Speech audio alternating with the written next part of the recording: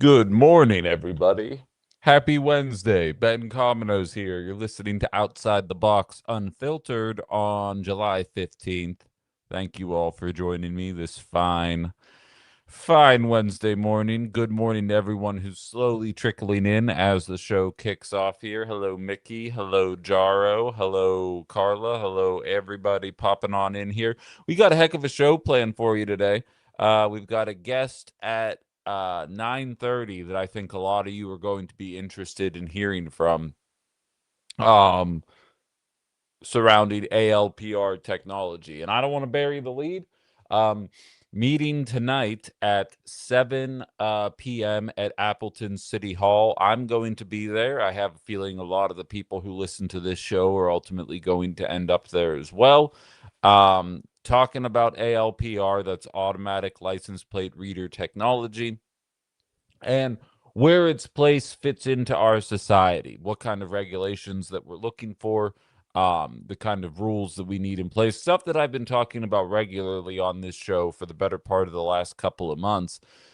And I have to say, I've met a group of people, which I've talked about before, because so many of you at this point associate me with the pushback against this technology, with the pushback against license plate reader technology, facial recognition, flock cameras, you guys name it. And I have to say, I am the bullhorn, sure. I have the capacity. I had the literal airwaves and now metaphorical airwaves to kind of get a message out there and talk about it in a way that I think keeps people informed. But there are so many incredibly talented and intelligent people behind the scenes, um, working against uh, what is seen to be an overreach by our government. And I have a lot more to say about that we'll be talking about for the better part of this show.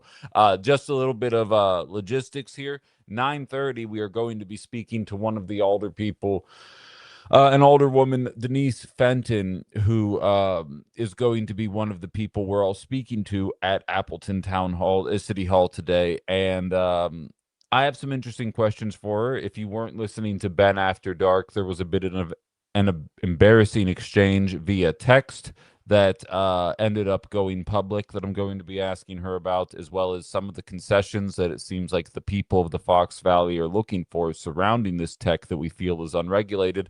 As Mickey highlights, two cops in Racine County were caught using Flock to stalk their exes. Feels like every 3 days another story like that is coming out. Realistically, and it could be because I've been researching this stuff quite a bit the last couple of weeks, but my social feeds are inundated with Flock stories at this point, and I'm going to be frank, not many of them are positive. And I don't want this to come across as offensive. And good morning, old lib. Good morning, Jen, Penny, Rantoni, everybody who's here. I don't want this to come across as offensive, but I just think stating this is an important fact. And if Brian out in Fremont is listening, you might want to earmuffs for a second here. The bulk of the people who want to see these cameras go up are of a certain generation that really isn't going to have to deal with the aftermath for much longer. And then all of us who don't want to see them are going to have to live in a country that is more reminiscent of the way we heard about communist China in the 90s rather than the America that we know. Um, I, for one, am not in favor of this kind of technology at all. Uh, I recognize that some people view some benefits of it. I recognize that I am doing a show with no less than three cameras pointed at me right now as I talk to you all. I recognize the irony of that. The difference is I'm choosing to put myself in front of these cameras. Um, Walking around town perpetually being surveilled, especially as somebody, just from my own selfish perspective, as somebody who criticizes public figures. I don't like the idea that they would know where I am 24/7. And I think even if you're not in a position like myself, a lot of you should feel the same way. It's easy to think, yeah, be tough on crime. It's harder to rationalize when nobody defines what crime is. Is it crime to speak out against the Trump administration? Is it crime to stand up for Gaza? Is it a crime to cuss in public? Is it a crime to speed? All of these questions would need answers. Good morning as people are continuing to roll in here. But we'll get into that. That alderperson Denise Fenton is going to be on at 9:30. So we'll get more into that in about 25 minutes. Um oh, thank you, thank you. I appreciate that. You sent a galaxy. Wow. That I appreciate that, man. Thank you. Um Mallory says being tough on crime is actually addressing the heart of the issues, poverty, etc. Um, Don Draper says I'm confused because Appleton canceled their contract with Flock. They're in negotiations with Axon. All it is, it's enough to placate. And again, I'm not anti-Flock. I realize Flock brings about its own complications with the connection to Palantir, the way it is being utilized by our allies in the Middle East in the term of predictive policing. Flock absolutely brings its own unique set of circumstances, but any of this ALPR tech brings about a lot of questions. Axon is now currently the one that Appleton is negotiating with. And for those of you that haven't heard of Axon, they just closed a $350 million deal with ICE to get them all new tasers and other types of equipment. Not body cameras, of course, because then we'd know exactly how they're unaliving Americans in the street. But definitely more weapons to screw with people is one deal that they were able to do. Um, Moving on, Kathleen says our illustrious leader said this morning that ICE traffic stops will continue. Interesting. Okay, I hadn't heard that. I heard there had been a moratorium when I was jumping on the air today, so that's going to kind of rework my entire attitude today and kind of change my opinion. I cannot confirm that. Justin says exactly. They have been several examples of people being harassed by three-letter agencies merely for social media posts being anti-ICE showing up at their doors. Exactly. And like, to be frank, Justin, I still post on socials and I very vociferously say fuck ICE regularly. I don't care. Fuck ICE. They are not a real agency. I do not respect them and I want to see them taken down. But that's neither here nor there. Again, I choose to do that. I choose to put myself out there and say these things about ICE, about flock cameras in front of a camera. And most of you choose not to, which is also your right. If these cameras go up, it's going to create a situation where it is no longer your choice anymore about whether or not what you're saying is being broadcast into a system. And more importantly, who has access to that data? Because countless examples um, of flock representatives telling you no, the data is encrypted, only the town has access to the data. There are countless examples to the contrary of that statement. In fact, one of the meetings I went to that was in Nina, the flock representative said that it's end-to-end encrypted and then immediately went on to tell a story about somebody outside of the city being able to access the information that they needed in order to catch a criminal. um which says to me maybe they don't understand what end-to-end encryption means. I don't know, but it seems as though that is one of the major sticking points with this tech, and nobody is willing to give a concise explanation as to why we have to continue this way. Um, but so in any event, we'll be getting into that at 9:30. I want to start off with ICE here. Or what does Kimberly say? Look, these tech giants have all of our information. They use it against us. They lie. 1,000%. 1,000%. But our city doesn't need to sign us up for this. And like, I have a feeling I'm just going to talk about Flock until we get to the interview. But we can wait on this. I don't understand why we can't pause for a year or two. And that's going to be one of the questions that I have. Why have we gone our entire existence without these things and now we have to move as fast as possible to put them up?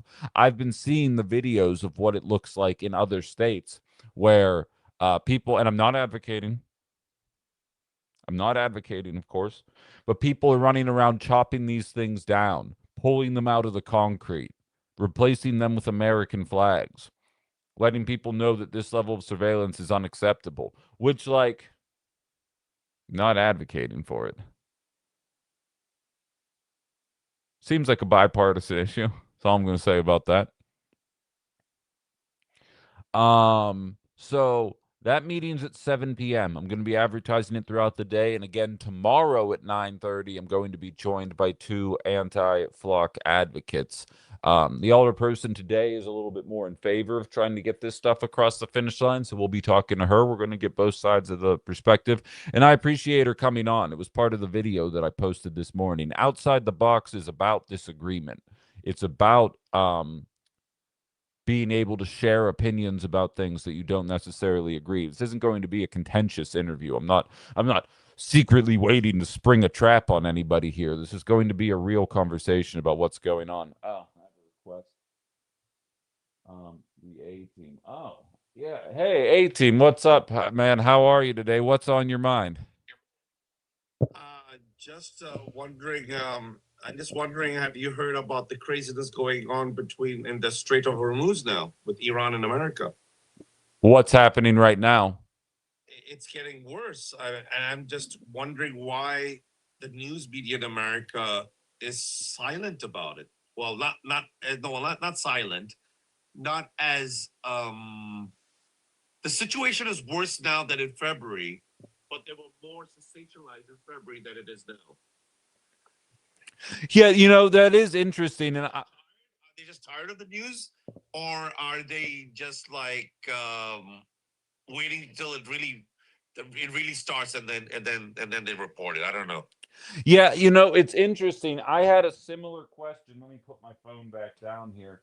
I had a similar question about ICE unalivings and what's been going on there. And I was like, is it that we're used to it? Is that they're Hispanic people and not white people that are being unalived? Why is it? And even one of my listeners shared a post of Hassan Piker, who has an infinitely, excuse me, who has an infinitely larger audience than I have right now, and showing that his video traffic is more than cut in half anytime the letters ICE are included in the thumbnail.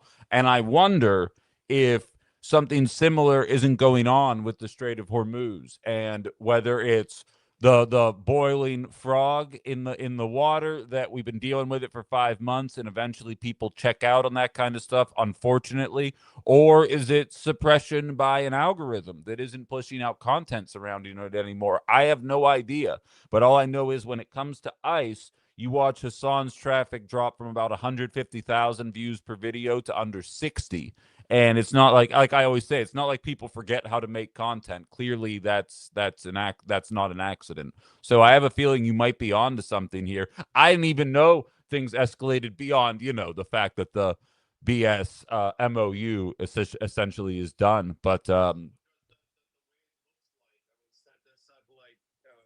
Independent satellites, because nowadays people don't need military satellites to see it. Commercial satellites can see things, sure. and they seen a marine expedition force in Oman. So Wow. people are speculating: are they invading Iran? Now, maybe not mainland Iran, but maybe Karj Island that Trump keeps talking about, because that's where all they process their oil, right? Sure. And if that's true, that's a major escalation. Yeah, and I know this morning, although I've stopped taking his threats seriously at this point, he's threatened their nuclear facilities and their bridges. So that seems to be where we're at right now. But he also is a ton of bluster. I don't know if I believe it, but I'll definitely look into it more and probably jump into it tomorrow morning. But A team, I appreciate you chiming in, man, and I'm looking forward to doing your show in the near future. I hope to hear from you soon. Give me a few more days. I'll confirm. I already spoke to the host, and we're just finding a time that is good for both of us. Perfect. You let me know, man. We'll talk soon. All right. Bye. Of course. Bye. Yeah. I met him during a different TikTok live a couple days ago. They're on at 6 o'clock in the morning. He's good people. I'm glad that we ended up meeting. But What's Violet saying there? They don't want to make Trump look bad. Probably a little bit of both. I thought they blocked it, delayed our ability to see satellite imagery over the area. That's above my pay grade, at least for right now. I'm not familiar one way or the other, but I do know that things aren't chilling out there. And I do believe, whether it be stock prices, the economy, whatever the situation is, I feel like it's pretty difficult to avoid the fact that the news is obviously, and maybe this Todd Blanche thing, which is playing on all networks right now. I have it muted. I really don't care. Um, but that's sucking all the energy out of, or all the air out of the room right now on that front.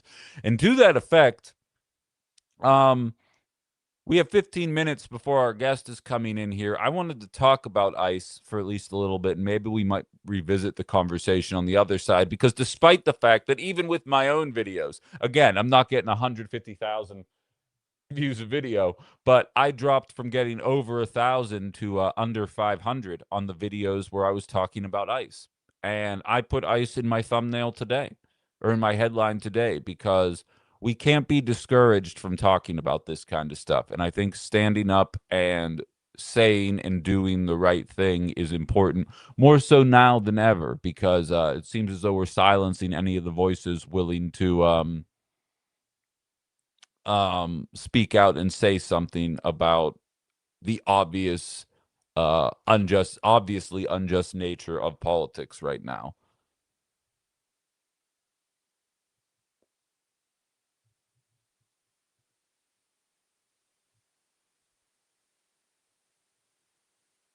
FYI, another alder says a 2 to 3 year moratorium is illegal in Wisconsin and would not bind to future councils.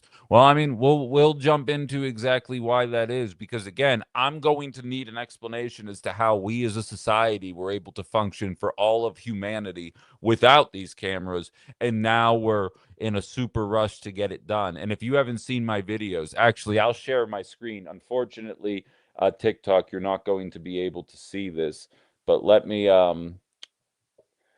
get to where I need to go on this, and I will share my screen with you guys to show you. And this is going to be one of the conversations that we have with Denise Fenton when she comes on. But so, all right, halfway there. Present, share screen.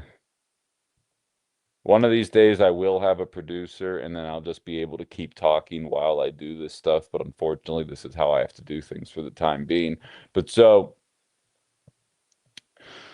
this was the conversation here. This is one of the anti-flock advocates I was talking about. He says the approach to regulating and discussing continued ALPR use is changing quickly in many cities using Appleton. I'm not sure how Wednesday will go, but at this point, I can imagine many on the council feel frustrated and overwhelmed by the topic.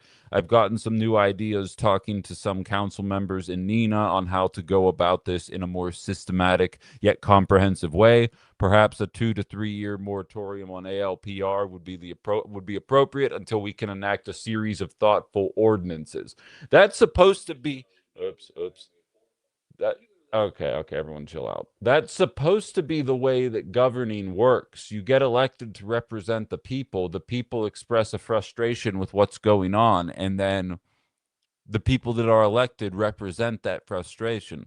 There's a lot of people that want to see the appropriate checks and balances applied to ALPR technology, and I don't think waiting on this is that big of an issue, especially in the Fox Valley. Like, I've stated this before, I'm from the city, and while the city is not the hellscape of crime that MAGA wants to convince you it is, there absolutely is more crime in the city of Pittsburgh per capita than um, there is in the Fox Valley. And I wouldn't be advocating for flock cameras in Pittsburgh. And I especially don't think that we are in any rush in the Fox Valley from a crime perspective. So, like, the fact that people are being pretty common sense, these aren't radicals. Again, in Texas, they're straight up pulling these things out of the ground as they go up. You see the videos where people coyly say, you know, a simple green laser that you can buy for $5 at a store will permanently break any of these cameras that go up. Clearly, people don't want them. Like, even in this, we got to be tough on crime society, people don't want to see this over the top surveillance become an issue going forward. And so I feel like a simple pause in matters as actual regulation are created, much like we talked about on Monday, surrounding Mitch McConnell and the pictures of him that were coming out. And I was like, I don't know if these are AI or not. And these are the kind of moments that I really wish we had a government that were capable of um, a government that was capable of passing regulation that might actually be interested in regulating this technology so that we would just be able to clearly identify whether or not that picture of Mitch McConnell was real or not, rather than allowing theories to continue to circulate. And it's the same idea with flock cameras. It's a new technology that has been abused countless times over across the country, that clearly has a lot of questions that need to be answered, that we already know has the capacity to also examine your faces and data and catalog your faces. But don't worry, they don't have that technology turned on. We know all of these things. Why are we in a rush to put all these things up? Why not put people's mind at ease before doing so? And it oftentimes feels as though the people who are anti ALPR tech are portrayed as crazy people or a laughing stock, and it's getting frustrating because, much like with the Patriot Act, I know that we're on the right side of history with this. And you're screaming at the top of your lungs. Like, at least I was a kid when the Patriot Act happened, so I could be swept under the rug as like, he'll get it when he's older. I'm older now, and I know what I'm looking at. And I don't understand why it's not being taken more seriously by the people that allegedly are elected to represent us.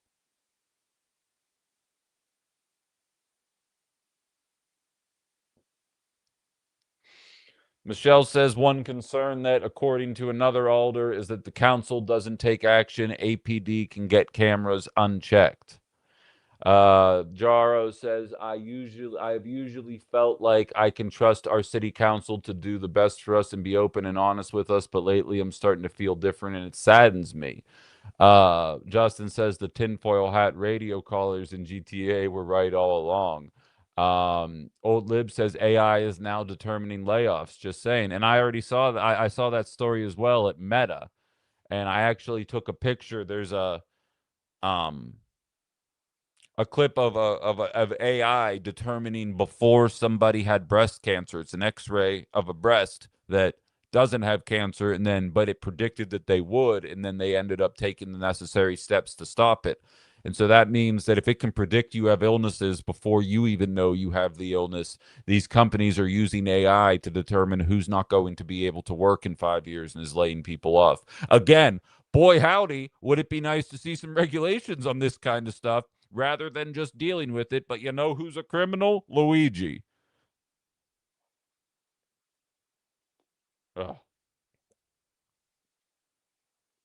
We're going to get 12 consecutive hours of Blanche being questioned on national news because there's nothing more important going. I'm sure if Todd Blanche doesn't get nominated, whoever MAGA nominates next, everybody will just fall in line and that person will be really good. I'm sure this really matters long term. Um,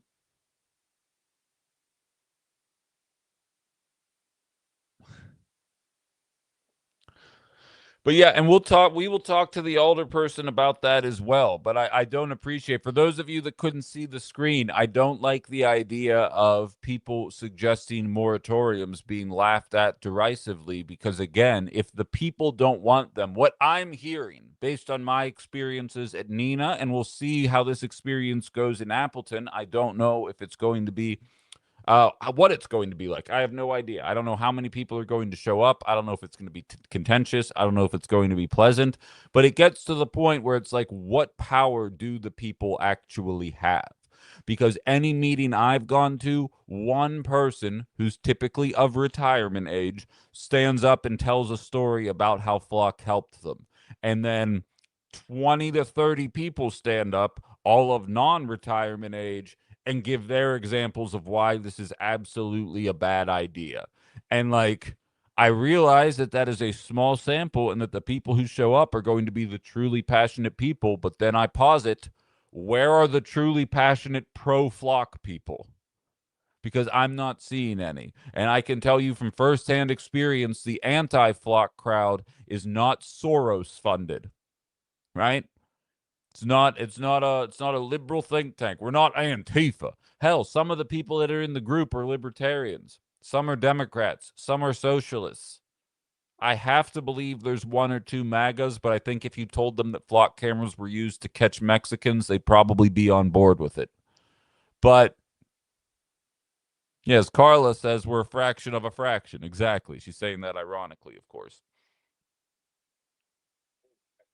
Always forget to mute it. I just want to see. I see I have a couple comments here. D says Trump backed off charging ships to go through the strait. Now says Iran's neighbors are going to make big investments in the U.S. to pay back U.S. for opening the strait. Gee, I wonder which Trump affiliated companies will benefit from that. Yeah, only time will tell, I'm sure. It matters to the Epstein victims and it matters to the concept of justice. Yes, a replacement would still suck, but they would suck much less. Would they? Like my point is, Kay, like, does it really merit wall-to-wall coverage? I see next to no flock coverage on the national scene. You know how I know flock's a problem? Because national media doesn't want to talk about it. The only places I see it are on social media apps because Fox doesn't want to do it, CNN doesn't want to do it, MSNBC doesn't want to do it. And like I always tell you, I don't look for what people are talking about because what they're talking about on national media is what they want you talking about. I look for what's not being talked about because I think that's what matters. Just a Wisco girl. I see Denise Fenton backstage. I'll pull you up in one moment, Denise. Please stand by. Just a Wisco girl says millennials grew up with technology and the advancements. We were educated to be skeptical and responsible with our information. I totally agree. This is like the fourth time that this is a new technology that we would be learning to adjust. I know we can do it. I just feel like we need to talk about regulations. And we're going to talk about those regulations and what we can expect this evening at Appleton City Hall tonight at 7 p.m. I really appreciate her carving out some time. I shot her a Facebook message late last night, so there was no guarantee that I would even hear back. So I appreciate this very much. Alderwoman Denise Fenton on Outside the Box. We're coming up here. How are you today, Denise? Thanks for Good being here. morning, Ben. How are you? I'm good. Can you do something about the weather?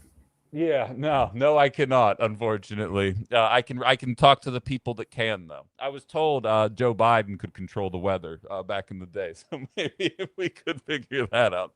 But I appreciate you coming on here, and this has been a conversation on Outside the Box since this was a radio show. Now switched to the digital format here, but obviously we have a big meeting coming up at 7 p.m. today. So maybe just to kind of set the table from your perspective, where do things stand in terms of because I had people asking me in the chat, they're like, wait, I thought Appleton canceled the flock contract. I said, well, they did, but there's other issues here. So I said, but we'll just get it from the horse's mouth here rather than me doing he said, she said. So your perspective on the matter regarding Okay. where ALPR tech stands today. Okay. So, what has happened with Flock, and I'll go back a little bit, but let's just talk about what's happening tonight. In last week's Safety and Licensing Committee meeting, all business of the Common Council is done in committee, and then we vote in the big meeting on what happens in committee. So, in the Safety and Licensing Committee last week, we approved a proposal by the mayor's office that would discontinue our business with Flock. And we have asked that they remove all the cameras by the end of this month. And the end of this month was chosen because we knew that the council had to act on it to make it official. So that's one item that is on the agenda. We also voted on a colleague's resolution. Well, we didn't actually vote on it, but there was a resolution that would ban all automatic license plate readers in the city. And that would include the little parking enforcement utility vehicle and everything. We received and filed that resolution, so there won't be any action taken on that because it was very brief, not mentioned Flock specifically a lot, so which was really moot once we canceled that contract. And then there's another resolution that I'm the co-author of with my colleague Alder Van Zeelen that would not ban license plate reader and other surveillance technology, but sets up really strong guardrails against, including a detailed analysis presented before the council before even a trial is approved and before any contract is approved. It puts restrictions on how the data is used. It requires an annual report that details how that is used. So that passed committee last week and will be up for full council review this evening. The first resolution you're talking about, was that the citizen drafted or citizen authored ordinance that has been submitted? That has not been submitted by any alder person. We've been in contact with the folks that are authored that. As a matter of fact, I got a new version of it last night that I've been reviewing. And I want to thank the people who've been working on that. It's very, very detailed. We've outlined a few issues with previous versions, and it looks like even some of those have been ironed out. I did get an email from one of my colleagues who plans to try to refer this back to committee tonight and possibly amend what Alder Van Zeelen and I have submitted to perhaps include some of the material that's in the citizen authored resolution. Like I said, those folks have really done a lot of work, and they've been pretty transparent sharing this information with us. Like I said, even last night, I got a new version of it. So why is an outright ban off the table in the eyes of the council? Just because I'm sure I'm not breaking any news to you. We have what happened with the Menasha police. We now have a second Milwaukee police officer who was caught using it in the same way. We have FBI agents coming out talking about their experience with flock cameras. There's one woman who goes to these flock hearings all the time that has experience in the Air Force examining the data that was brought about by the surveillance camera. Everybody's shining this big blinking warning sign of over surveillance. And I have to say, I feel like life was working pretty well without them. And it seems like this opens a whole can of worms that the people don't want, but the police stations do. And it seems as though the people are being ignored pretty resoundingly in this conversation. At least that's how it feels. I respectfully disagree with you on that. So I believe that there are some uses to this technology. Nobody wants my car. It's 15 years old, but if my car were stolen, I would think. But I will tell you, I had questions on it very early on. We were given a demonstration some years ago, and one of my colleagues had a partial plate for their partner, and they showed us 6 places that vehicle had been. And I asked at that time, I said, what is going to stop somebody from stalking their wife or stalking their girlfriend, which was prescient? And we were told at the time, it was a civilian doing the demonstration, that this was a demo and that a case number would be required. And as many municipalities have found out, Flock itself has misled departments. We see it. You're seeing people canceling it. Oshkosh, cities all around Wisconsin are canceling their contracts with Flock. And again, we believe that they have misrepresented. So as soon as the Menasha story came out, I contacted the police chief and said, could you please appear before the Safety and Licensing Committee and talk to us about how Appleton uses the Flock system, what your safeguards are. And they gave a presentation. They had Flock online with us. And we still had concerns. So we started looking at what are we going to do about this? And even at that time, APD, the police department, made revisions to their policies to clamp down. We met with them multiple times. We had demonstrations of how the audit process works. Even before we have ended our contract with Flock, we turned off sharing with any other departments around. Appleton used to share data with local departments statewide. That's not happening anymore. So we had a very, very long presentation from the Outagamie County DA about, at that meeting, documented cases where these ALPRs had helped them solve crimes. I have a lot of concerns about privacy. I think that I have concerns that in other jurisdictions, they're using these cameras to track women seeking reproductive care. And so, but I feel like if we have a system of guardrails, we are able to use this technology. And another thing, we're going to have a really tough budget coming up this year.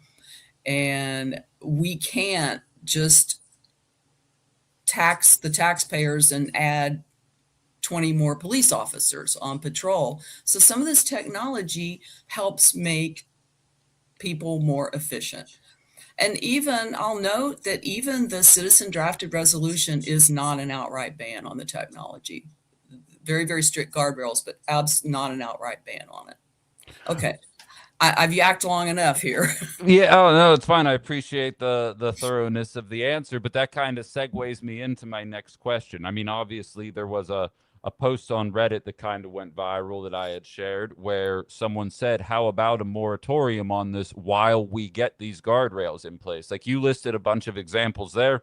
I don't even have to operate in the hypothetical. What if you're a guy that talks crap on politicians for a living? I don't know that I want to live in a world where my license plate is being monitored by the powers that be all the time.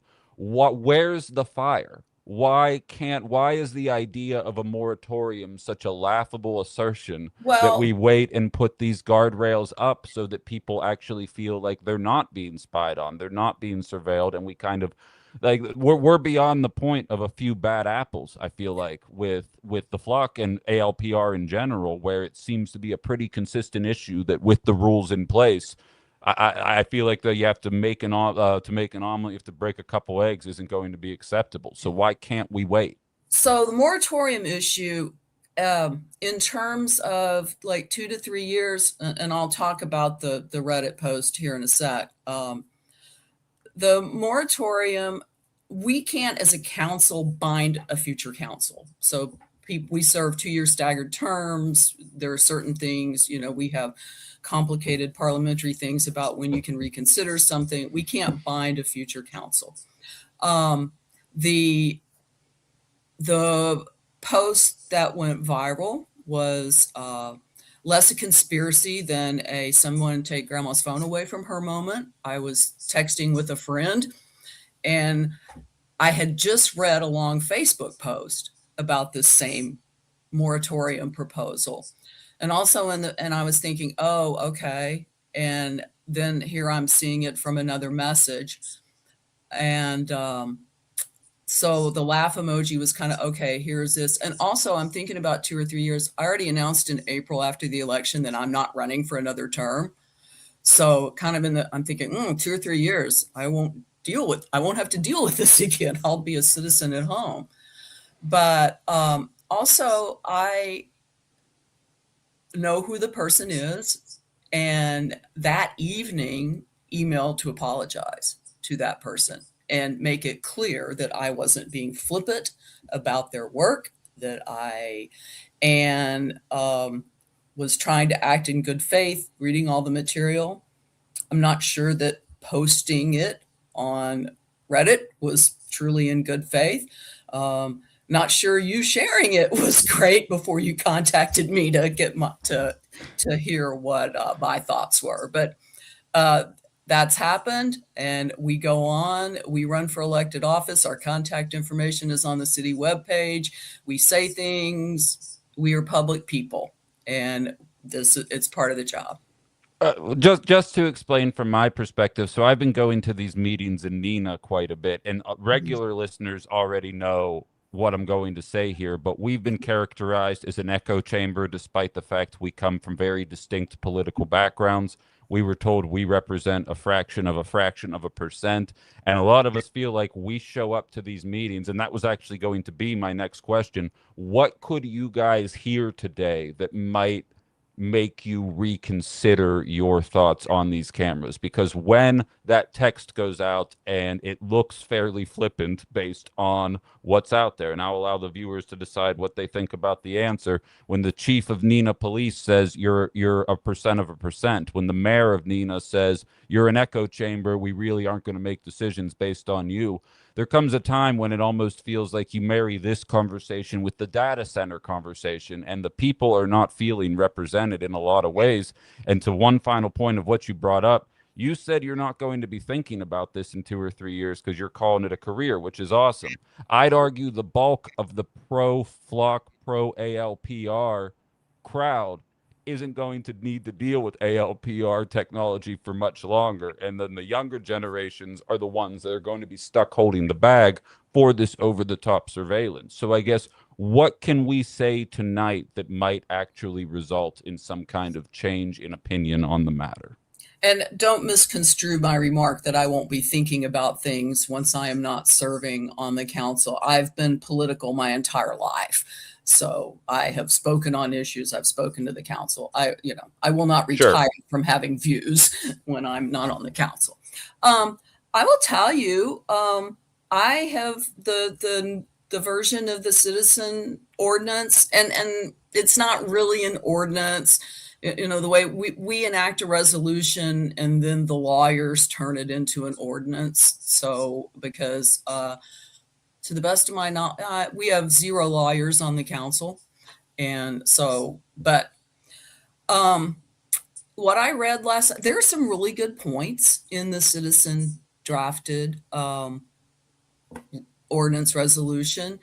And some of those I noticed that one of the changes that in this newer version is it makes more clear the separation of powers, that the council is a legislative body, we enact the ordinances, etc. But the police department, we control their budget, etc. But the Police and Fire Commission really is more over the policies of that. And I noticed that the new version makes pretty clear that kind of separation. And there are good points. And just pragmatically speaking, and I hate to be, I don't want to be called a corporate incrementalist, but we have to, if we don't pass something, this resolution, I hope, then we don't have controls. So we have to do what we can do. And back on I have strongly disagreed with the statements from Nina's police chief. I think that those were because when cities around the state are recognizing that Flock has not acted in good faith and he is wholeheartedly supporting them, I can't go there. I think we're taking a different approach in Appleton, but we will listen. We listen to everybody. I put out a newsletter every week and telling people what's going on. And I welcome comments from my constituents or anybody else. And we will listen to folks. I don't think that it's an echo chamber. I don't think it's just a tiny couple of people. There are some people who are very, very, very online, but I believe that people are acting in good faith. And I'm hearing from people who are in the domestic violence space who have big, big concerns about this. And you see the incidents we've heard about, we don't necessarily say but stalking can lead to, and those are terrifying. And we have to But the police department has draft versions of some new policies where things will be very strictly controlled. It'll be by job function, etc. So I do believe the technology can be useful. I mean, I've been to protests downtown where the drones were overhead. It made me a little queasy. Yeah, no, I get it. I mean, it's a new world, it's a new tech, and I think there's just a lot of people that are looking for those kind of reassurances here, whether it be end-to-end encryption, security of data, you name it. But Yeah. yeah, so we'll see where this goes. Look, I know this is a conversation. You're coming into a place where obviously very anti the tech, so I appreciate you coming on here and having the conversation, and appreciate the time here as well. So thank you, Denise Fenton, and I'll see you later on tonight. All right. Appreciate you asking and glad to talk. Yeah, sure thing. All You right. take it easy. Okay. All Bye right. bye. Bye. All right, I'm going to post the link for anybody who wants to chime in as a guest. Hold on one second. If anybody has any thoughts on what they just heard there, I obviously have my own as well. Again, I mean, I'll let you guys decide which parts of that made sense to you and which parts were a little bit touch and go. But that link right there that I just posted in the comments on the YouTube page, obviously you can just join the traditional way on TikTok if you're interested. Um, Anybody who has any thoughts at all about the conversation. I still personally don't feel like I got a sufficient enough answer for why we can't just wait. I don't understand why we are in such a rush. It's the same conversation as the data centers. Um, we've made it all of human existence without it. And like now it's like we're stepping over one another to make sure that we can get these things erected, get them built. And it really doesn't matter what state or city you're in where you're talking about this. It seems as though people are not fans of this tech. And I don't think the powers that be are doing a good enough job to keep people's minds at ease surrounding this tech. Hello, Canary. You just missed all the fun. OG Marcel says, just a heads up to anyone going to the meeting. Alder at last meeting I was at emphasized to be signed up by 6:39 if you want to speak. Okay, good to know. Um, Justin says they've been saying about three boxes, the soap box, ballot box, and ammo box, so to speak. Try second. Okay, yeah, I'm not going to read the rest of that out loud, but I hear what you're saying there. But so that's kind of at least my initial impact or instinct after hearing that conversation there. Nothing was really said to me. Okay, 6:30. Nothing was really said to me in a way that made me change my mind or look at this technology in a more favorable light or make it look like I think the necessary precautions are being taken, because I don't. Because I would like to hear what the city and county councils around the country had to say about ALPR technology as they were being erected all over the place in the cities where we're watching them get chopped down. And by the way, the penalty for chopping those down is significantly worse than your name being on the Epstein list, which probably is a dead giveaway of how this works to begin with. Jen, yeah, that's a fair assessment. I'm not going to read that, but yeah. Um, I think they only see it as a cost savings and effective tool for law enforcement. Oh, exactly. And here's what's funny about that. So I used to sell office software, right? It's one of the first things I sold in life. And I was a naive kid when I was selling it. I was in my early 20s. I had never even worked a corporate job, and I was going up to HR people being like, oh, how annoying is this process? Well, with this, it'll simplify the entire thing for you. And it will allow you to be able to what you used to do in 30 clicks, you'll now be able to do in 2 clicks, and that'll free up your time so that you can do other things. And HR people always hated me when I came up and said that. And I was like, I don't understand why they don't want to make their job easier. I realize there's a cost. Then I would talk to CEOs and I would tell them the same thing. And they'd look at it with a smirk and they'd be like, oh, I love this. And I'd end up closing the deal. And as a kid, I never understood what the difference was. And I realized as I got older that the reason the CEO liked it and the HR people didn't is because I was taking HR people's jobs. I was giving people the software so that one person in HR would be able to do the job of four people in HR. But stupid Ben, I thought I was selling technology that was going to make the job easier for the people that were employed. But of course, in America, you make it easier and then you fire all the people that are no longer necessary because you have this free machine that does it. That's the funniest part about this is we are ultimately going to end up with less police officers, but a much bigger police state as a result of this technology were it to be imposed. I say it every time I do one of these ALPR things. It reminds me of Demolition Man, where every time Sylvester Stallone says fuck, there's a loud buzz and then a thing swoops by and gives him a ticket that he has to pay for cursing. And it's like, not for me. Not for me. And we had 15 minutes there, so I used the 15 minutes to the best of my ability. We didn't even get into the idea of end-to-end encryption. I know Denise has a background in IT, and end-to-end encryption means that only the city of Appleton would have access to the data. And there's countless examples of things of things working to the contrary of that, that people not affiliated with the city absolutely have that access. So it's interesting.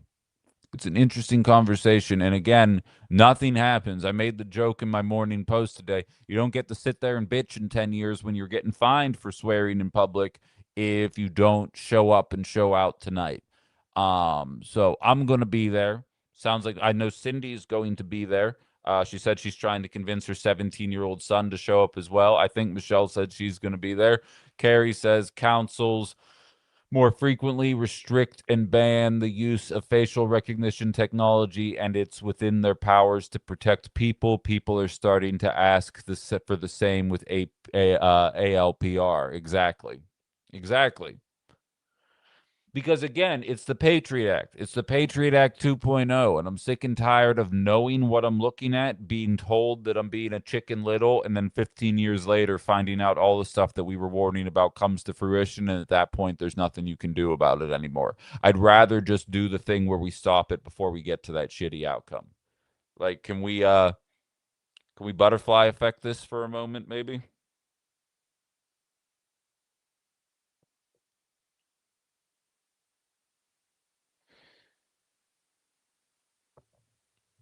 Well, what are your thoughts? Anybody want to chime in? I'll share the link again here on YouTube. If anybody wants to chime in on it here, and I hope I see a bunch of you guys there tonight. T Rockin, Trockin, to Rockin. Uh, ICE is some Patriot Act police state BS too. Exactly. And don't think it doesn't go hand in hand. John says to control the slaves, they might need to remove the Bill of Rights. I mean, I didn't get into that element of it, but it's not lost on me, John, that we're in the middle of a cost of living crisis. MAGA's pretending like it's trending in the right direction. Some jagoff hopped in my TikTok chat, was like, how about those inflation numbers? As if the cost of living isn't shooting through the fucking roof. We have a cost of living crisis. More and more people are struggling to get by. It's already illegal to be homeless in some states, and it's only getting more aggressive as time goes on. And what ALPR technology says to me is they have no intention of addressing the cost of living crisis. They would rather just over police us. And anytime any of you get uppity, you'll just immediately be ticketed by the Sky Police and ICE rather than have politicians that are actually interested in addressing matters. Argon says, I wonder how many LE officers are opposed to this tech. Wait, am I an idiot? What's LE stand for? I imagine they largely keep their reservations quiet, but it has to come across some of their minds that this tech could have negative consequences. I feel like it has to come across most people's minds. Sensei says the cost of living crisis is only going to get worse. Exactly, which is why that's why there's such a push for flock cameras and ALPR technology. That's my point. No one can answer me that question. And for the record, I don't believe the older people are the ones that have the negative intentions. I do believe a lot of their intentions are pure and they want to address crime. Maybe I'm naive, but I believe that with most institutions. I believe most Republicans are just like, man, our debt and deficit are way out of control, and I wish somebody would do something about that. It's the high ranking officials in any group that don't actually mean business. LE equals law enforcement. Got it. But so, like, to me, that's where the fire is. That's why there's such a rush for these cameras that so clearly so many people don't want. Again, it was kind of scoffed at a moment ago. I've been to 2 of these now. I've got friends that have been to a lot more of these, and I ain't seeing the pro flock crowd. And to be frank, I'd turn into MAGA real quick and assume they're Palantir funded if a bunch of them showed up to one of these, because they're not out there. Progressives hate surveillance. MAGA hates surveillance. Libertarians hate surveillance. Dems are kind of cool with it at times, and you guys got to get better at that. But for the rest of us, there's a large enough percentage of us that are like, nah, this is bad. That I'm interested where the pro crowd is, because even Dems really aren't being loud about ALPR either. Again, now again, Tarakan, I'm painting with a broad brush here. There's plenty of Dems that are against it. I'm saying per capita. They'd be like, oh well, my cities are so much safer. Um freaking thinks I'm a robot. Hold on. Pow. All right, there we go. Ethan says they can just change the definition of things to arrest anyone they don't like. That's my concern. Is there's already examples in Milwaukee of facial recognition camera being used to track people that were showing up at Gaza protests on college campuses in 2024. So how much longer until being pro Gaza is identified as a crime or a hate crime for being anti-Semitic? And now they're monitoring everything you're saying and doing with these cameras. Like, we already know the facial recognition is built into the ALPR. They're just not utilizing yet. All it takes is a flick of a switch, and all it takes is that one inciting event. Maybe it's a false flag, maybe it's a real thing. It takes that one inciting event, and Republicans will run it up the flagpole, and enough of blue MAGA Dems who will be afraid of appearing soft on crime are going to vote in favor of it, and waka waka, there we go. I don't think it takes a broad jump for me to get there either. Yeah, and all the new people that are chiming in today, as Jarmani points out, this is independent media. So if you can subscribe to my TubeU, TikTok, and Book of Faces, that would go a long way to help me out. If you're new to the program here, that would help me out quite a bit. It's a free subscription. It's just a click on your mouse, and we're golden. CKK says, my elderly mom is pro surveillance. She lives in the middle of the woods, 30 minutes from anything resembling a city. And that's kind of my point. And I tried to say that as nice as I could to Denise, because I know she is in that demo as well. Most of the people that are in favor of this are retiring or are about to retire. And we're going to be holding the bag, was the phrase that I used. We're going to be living here in a world surrounded by flock cameras because a bunch of 60 and 70-year-olds were like, I've noticed a lot of black people around me lately and I'm not feeling very safe. And like, I'm being facetious, but also not really. Like, fundamentally, that's what a lot of it is we're becoming more diverse as a population, and some of the older folks are just like, a little colorful out here for my liking. And that's why we're all going to be living in a police state. Stevie highlights the smaller the community, the more they seem to want flock, right? Because to me, like flock and NIMBYism and realistically Republican attitudes all kind of go hand in hand, which is why it's so frustrating that liberals are supporting it. And I don't want to hear budgetary restraints are the reason why we need to live in a forever police state. Jarmani says, I heard someone say, let's see these cameras up in the richer neighborhoods and see how those people feel about it then. I agree. Let's get some wealthy people some speeding tickets because of ALPR. Let's go community by community and just see. Why not put it up to a fucking, what do you call that? Referendum. That's what we do all the time in this state anyway. Put it to a referendum. Let's see if 20% of people are in favor of ALPR technology, because I think I know the answer. See, T. Rockin says, I feel MAGA is too oblivious to the threat of authoritarianism. Here's the thing. They were rah Patriot Act because we were going to catch the terrorists, right? And then Obama became president, and all of a sudden, liberals in charge of scouring that info, all of a sudden, then it became a real issue. You know what? If Kamala Harris were in office right now, MAGA would be through the roof about flock technology and ALPR technology. Had Hillary Clinton been in office when the lockdowns and COVID happened, when Donald Trump was in office, there would have been an absolute revolt. They're okay with authoritarianism as long as their boy is in charge. The second their boy isn't in charge, they snap out of it. And as a progressive, I just want to drag their dumbasses out of that little fugue state that they're in and just show them the reality they're facing right now, and they will inevitably be here.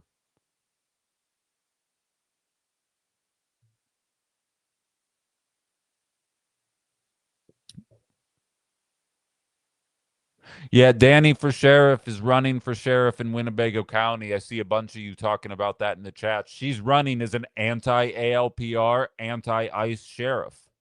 Like, if you really care about this stuff, know your sheriff candidates, because guess what?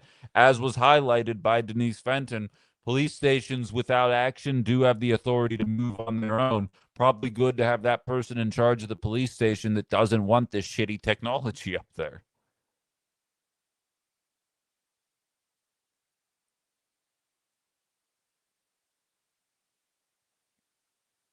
Hal says most of the rich already have security cameras all over. Right, but again, Hal, that's Ring doorbells. That's their own cameras on their own property to spy on the riffraff. What people are suggesting is let's treat the wealthy like the riffraff and see how they like it. T-Rockin, are you listening in Wisconsin? He's saying he has a corrupt good old boy sheriff. I lost my radio show to the good old boy network because I do this stupid thing where I stand up for people being exploited. Yeah, it would be great to hear from Ripple. I shot him an email to come on the show. I'd like to know what his stance is on the matter.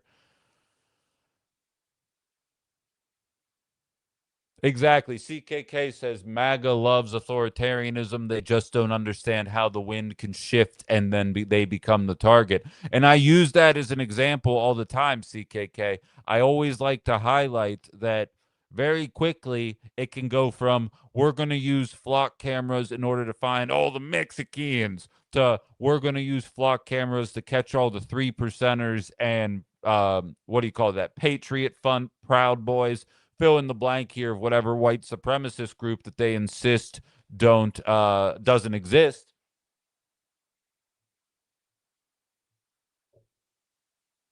And then all of a sudden they become fundamentally aware of exactly how frustrated they are. I saw T Rock and wanted to hop on the show here. Let's see what he or she has to say. What's on your mind? Oh, just hanging out, man. Oh, It's an interesting topic. I mean, and I think you kind of hit the nail on the head. Now, I'll tell you a little bit about my background. I started out Republican, lifelong Republican. Then I kind of shifted to libertarianism, and now I'm, frankly, Trump made me a Democrat. You know? Sure. That's God honest truth right there. I turned Democratic, and I just like, do we not see where one's going here? And I also used to be quite a bit of a conspiracy theorist at one point in my life. I don't consider myself a conspiracy theorist anymore, but I still retain a couple things from that. But I mean, I think Trump was on the Alex Jones show a couple times, and he was sort of accepted in that conspiracy theory community. And I think that's what warmed up a lot of Sure. the libertarians to him. Like, they felt comfortable with him, and a lot of the right wing people are conspiracy theorists too. And I think people need to understand, like, that's kind of a community, and it's its own thing, and it's another world, that conspiracy theorists live in. You know what I mean? You know what's funny, Rockin', is so I did talk radio up until the end of June. I got fired despite, being exceptional at what I do.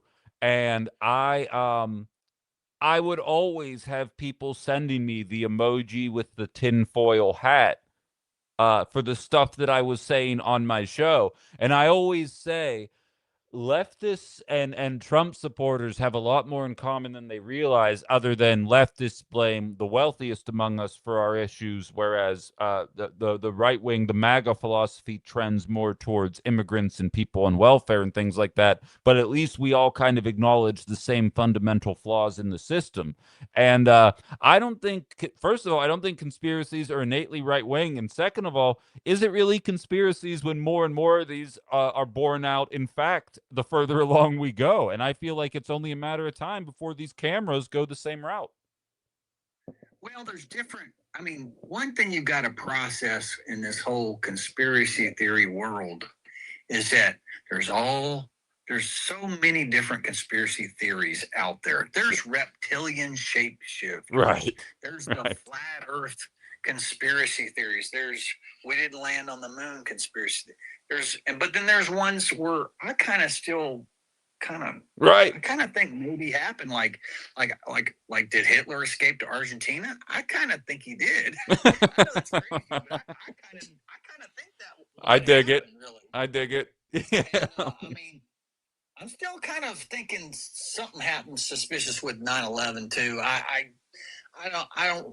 think back in the day I thought I for sure knew who it was, but I don't think we'll ever really know who did it. But I do kind of think Osama bin Laden was kind of a patsy. I don't really think he did it. I think the jury's still out on that, and I think they should have been investigated more. From a. And you know what? There's a time when I would have mocked you for that, and that time is not 2026, because I don't chalk up anything to make sense anymore. So, like, we don't know. We don't know. And I think that's the best that we can do. But ones like the Pizzagate thing. Yeah. Right. Come on, y'all. Right. I mean, the guy goes in there with the GUN. Yeah. And he starts assaulting these people, and he thinks there's this SEX trafficking ring in the basement, and it turns out there's not even a basement. He didn't do any fact checking. He didn't investigate. Frankly, some of the people that get into conspiracy theory have low IQ. Yeah, you're not wrong. You're not wrong. I'm not that person. Yeah. I always tried to work really hard to know what the hell I'm talking about when I did it. I can tell. But to me, frankly, I've sort of given up on it, because I feel like some things you're just never going to be privy to the information. Like, you just are never going to have access to the real credible. And there's so much vulnerability when you're a conspiracy theorist to, like, well, quite frankly, like Russia. Putin can actually feed like a conspiracy idiot like Alex Jones, who doesn't vet anything. Sure. Like, he never vets anything. He just literally just tries to find clickbait, sensationalism, and that's his problem. That's his biggest problem. He puts out whatever conspiracy, and he doesn't think about it. He doesn't have the IQ to do anything. He's low IQ, man. Yeah. And it's like, And Putin is not low IQ.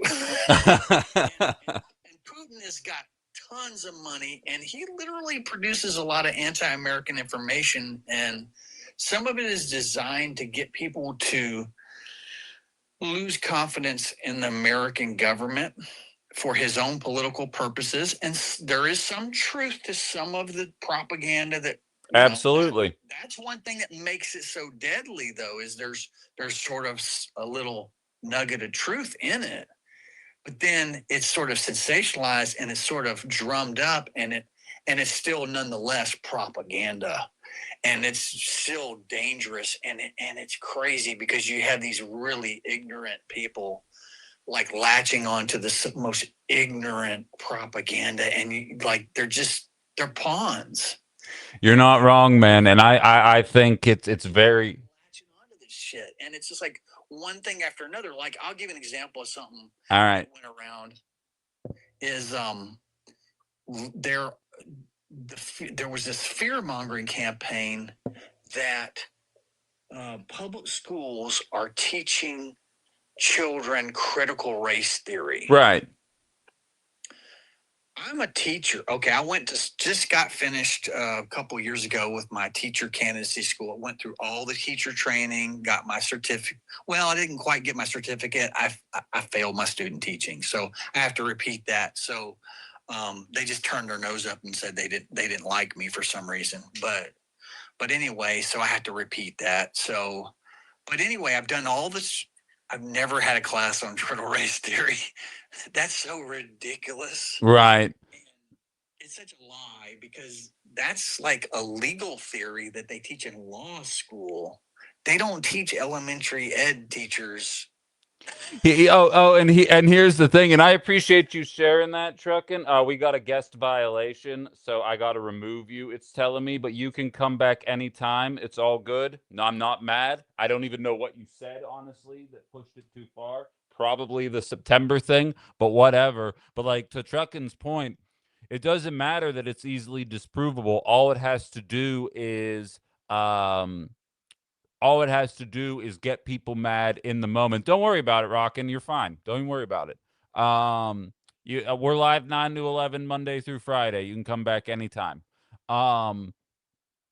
But with the CRT thing, it's just like DEI. It's like the Mexican caravan that I was talking about yesterday. In 2018, the Republican Party couldn't shut up about a caravan that was coming up that was going to completely infiltrate America, and we would lose our country as a result of that caravan. And then the midterms happened. They didn't stymie the blue wave, and the day after the midterms, caravan disappears. CRT is the same thing. You couldn't shake a stick without hearing somebody talk about CRT. When's the last time you heard somebody talk about it outside of that conversation? My freaking dad will say to me, oh yeah, that's very yoke. That's so yoke. And I'm like, all right, are you trying to say woke? He's like, yeah, whatever it is. And I'm just like, you don't know how to pronounce it, but you definitely know you hate it. And like, that to me is the right wing. Not to say left wings are imperceptible, because again, I've been known to dabble. I do not believe that Russia blew up the Nord Stream 2 pipeline. It doesn't make any sense that they blew up the Nord Stream 2 pipeline. And Pulitzer Prize winning authors were writing about how America and Ukraine were probably the ones that did it. And it wasn't being reported in the mainstream media. I don't believe it. If you don't know what the Nord Stream 2 is, look it up on your own time, because I'd have to open up an entire can of worms to talk about that. I am not immune. That's why the show's called Thinking Outside the Box, and I welcome it. But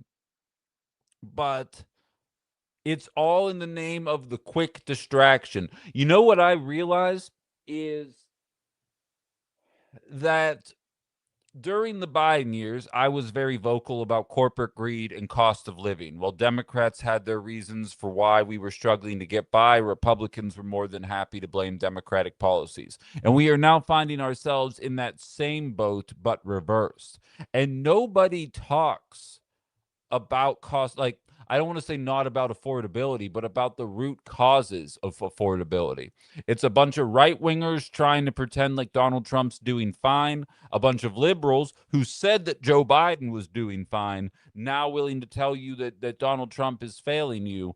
And every midterms inevitably, and I'm waiting, we're still far enough out that I believe whatever the big distracting focus is, or maybe it is 2020 election. I don't know. We're expecting Trump to speak on Thursday. I'll be streaming live during that speech, by the way, at 8 p.m. Central Time on Thursday. But there's people who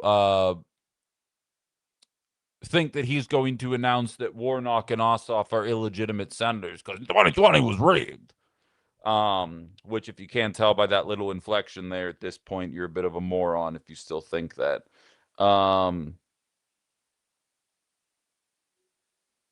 Okay, so in any event, what's CKK here say? I overheard a conservative complaining about CRT in a bar. I asked her if she could explain CRT for me. She had nothing. Who would he even be going after senator-wise? I think he's going after the Georgia senators for being Democrats in that state. And by the way, CKK, I saw, are you one of those round earthers? You trying to convince me the world's a sphere? Because, like, if I balled up my fist and poured water on it, the water wouldn't stay there. So I think you have a pretty tall task to convince me that the Earth's not flat. Elise is laughing at the idea of a round earther. Yeah, I think I'm going to start that.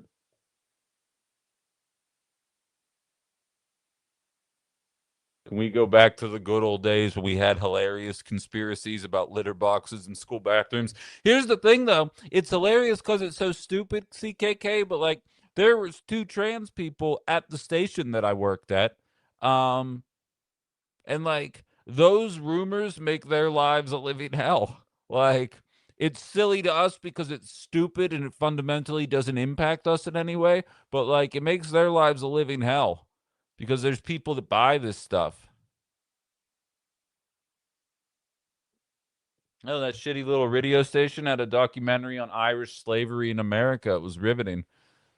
Sounds just a few minutes ago in my drive. Well, take use your data to stream this going forward because, like, I'll be honest, I haven't listened to that little station since I left, and I won't even know when they replace me. You guys are going to need to tell me who's there and how much worse he is. Yeah, Truckin', I got raised as well, mostly because I switched positions within media, but I got a raise during Biden as well. I'm actually a firm believer that that is the true driver of inflation. Not that we were getting more money, but that a handful of corporations raised the prices because they realized the American worker for the first time in 70 years was gaining a little bit of traction in the workplace, and so they had to smack that shit down real quick. Because the costs went up, Truck, and I think that was intentional. I can't prove it. Again, conspiracy theory, right? I believe the costs going up was intentional. And that's why no one talked about the wage gains under Biden, because it felt like you were making less, even though you were making more.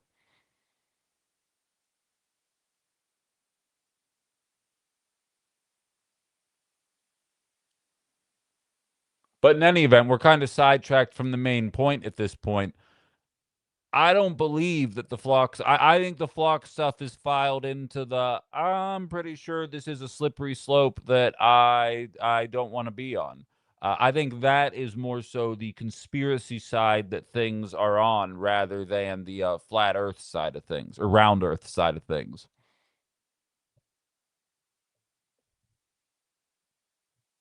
Yeah, I'm with you on that. I personally am just so sick of ours claiming that the election is rigged only when they lose. I mean, we all are. We all are. And, like, I wish that the media just wouldn't give it any air. Like, there's part of me that if he starts talking about it, I might mute him tomorrow. Like, the only reason I'm even doing a live broadcast during it is because I had listeners ask me if I would. And, like, I was like, well, shit, that might actually be an interesting way to do things. See if I can maybe do it in a way where I can share it on my screen while I'm just a little head talking when he says dumb stuff. I don't know if that's possible or not. I'm sure it's possible. I don't know if I know how to do it, is the better way to describe that. When Appleton first switched over to the black garbage bins, they had tracking devices inside, supposedly so the city could find them if they got lost. They have supposedly removed them. Isn't that interesting? Was that a big thing in the Fox Valley? Everyone running around stealing one another garbage cans? I'm saying we agreed to surveil ourselves for the better part of 20 years. Oh, here's the lunch I'm eating. Here's me exactly where I am right now. You know, I remember in the 90s, my parents would scream at me anytime I would tell somebody outside of the family that I was going on vacation, because my mom would be like, "Do you want people to know that the house is going to be vacant for a week?" And now we're like, "House is vacant." Like, it's kind of wild. Violet says they're flooding the zone with the idea of election fraud. Right, but only the cult buys that. So is that an effort to win over the people that are disillusioned because there's been no movement on Epstein? Or because of the war in Iran? Is that to win over people that identify as MAGA that might be considering stepping out? Um, I don't know. Like, I'm trying to understand the strategy.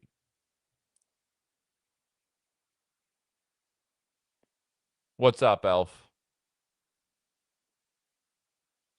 But so I don't, like I said, 7 p.m. tonight, guys. 7 p.m. tonight. Um, get your voices heard about Flock. Violet says they don't need everyone to believe it. Right, but they need more people to believe. Like, that's not going to be a thing that like quells the over performance of Democrats post Trump's win in 2024. Um, for sake of argument, uh District 6, Congressional District 6. We've interviewed Brad Smith and Elizabeth Fitzgibbon. Glenn Grothman is currently the representative for that. District 6 is gerrymandered in a way that it's typically 60-40 Republican. And in the Supreme Court race in April, um, the Democratic candidate won by, what was it? Was it 4 points or 12 points? I don't want to misremember that. I think it was 4 points. So it was a shift of 24 points because that's how mad people are with the Republican Party right now. And clearly they're going to need some kind of Hail Mary. I predicted months ago, probably the better part of a year ago, I said that Donald Trump was going to announce a tariff rebate check and that everybody was going to get a $2,000 check on like October 15th, signed by Donald Trump. Everyone was going to get 2,000. He'd say, "See, all these liberals told you that my economic policy was stupid, and you're all getting $2,000." Meanwhile, we're paying an extra $5,000 in cost of living as a result of those tariffs. And that was my prediction for how the MAGA Republicans were going to try and swing people back over, since so many people are abandoning the party because it's not in any way representative of what they ran on. And if their game plan is to run on conspiracies about 2020, I think they're going to get wiped off the face of the earth politically. Brian, you don't like Glenn since when? Oh, yeah, I'd cash the check too, KG. And then I would not vote for him. Just a Wisco girl says Grothman, more like gross, man. Solid. Solid. I feel like that's like what they would say on the Power Rangers. Like, I'm picturing like the blue Power Rangers saying that. More like gross, man, you know?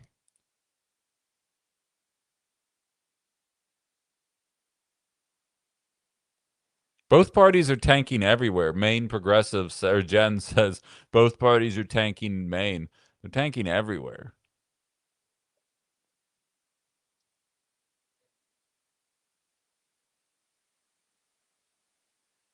Oh, Susan, I couldn't disagree with you more. I know you and I, this is a major point of contention. She says the Democratic Party lost the 2024 election because it became overly associated with progressive cultural issues. I think right wingers don't shut the hell up about trans people. I think that's true.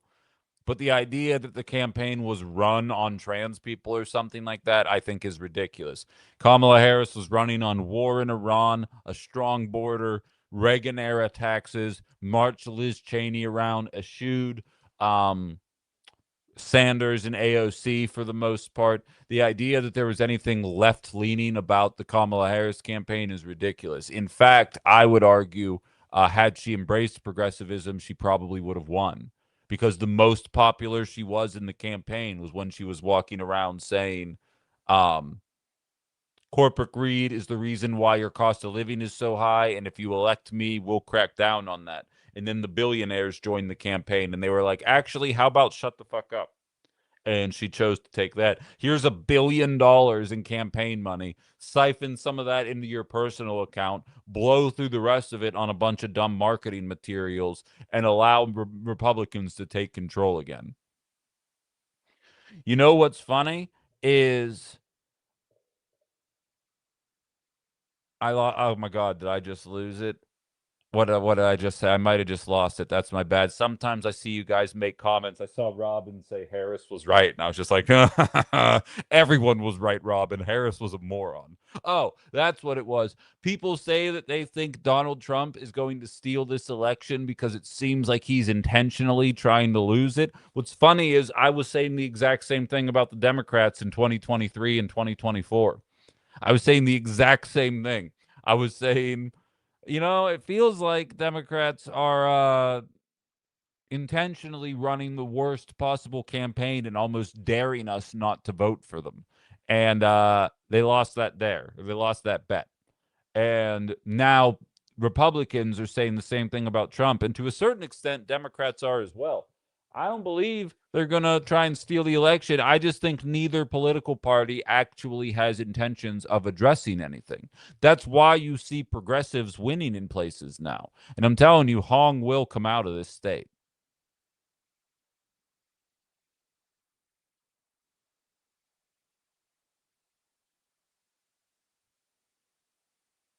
2,000 from where? We are $2 trillion in the hole a year. Yeah, what's another, 300 billion?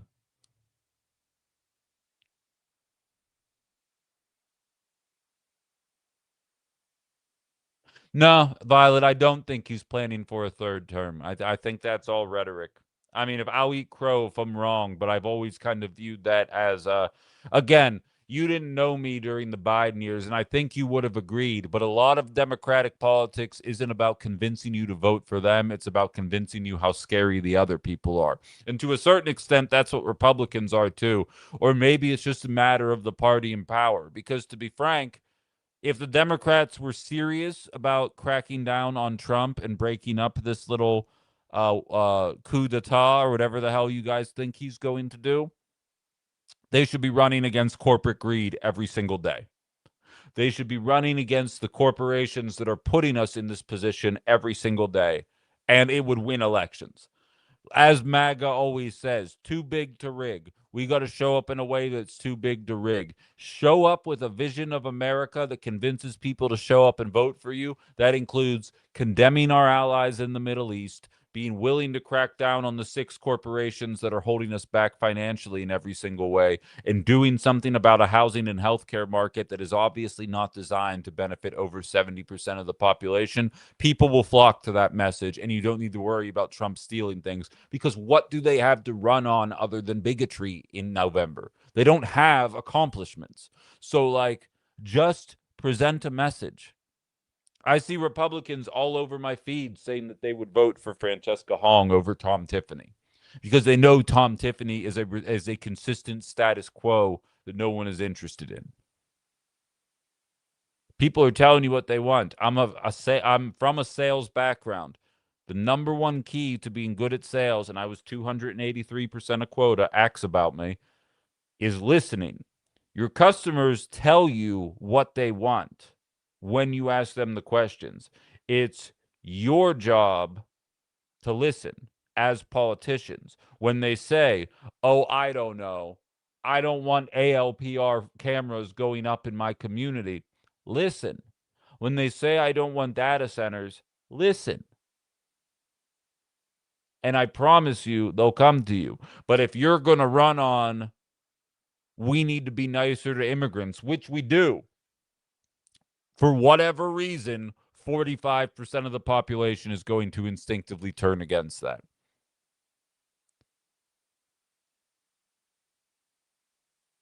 I don't know. Thank you for all the gifts on TikTok, everybody. I've seen a bunch of you guys firing them off at me. I appreciate that very much. Ethan, didn't Howard Lutnick's kids buy a bunch of tariff refunds before the tariffs were done? Nothing suspicious there. Well, I mean, that's part of the post-corruption America we live in. The Dems lost in 24 because too many people stayed home, Susan. When the choice became Republican or Republican light, why vote? That was kind of and for the record, I did vote. I hate myself for it, but I did vote. But exactly, enough people viewed it that way. I think I've shared this metric even since I left the radio station. But just to be clear, MAGA's trying to spin a 1.2 million voter increase in 18 to 29 as young people are scared of this radical leftist agenda and they're all becoming Republicans, which Donald Trump did pick up 1.2 million young people, which isn't something to scoff at. Kamala Harris lost 9 million young people, 18 to 29. Yeah, some of them aged out, I'm sure. Others aged in, whatever. But fundamentally, it was a 7.5 million person vote difference between what Trump gained and what Kamala lost. Meaning it's not like everybody slid over and voted Republican. It means everybody stayed home that was younger.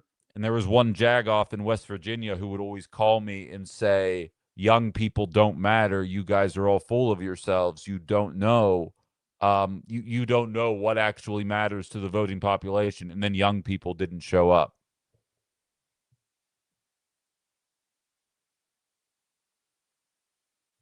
Luke says he thinks Trump lost all the youth. I agree. Because the economy sucked under Biden.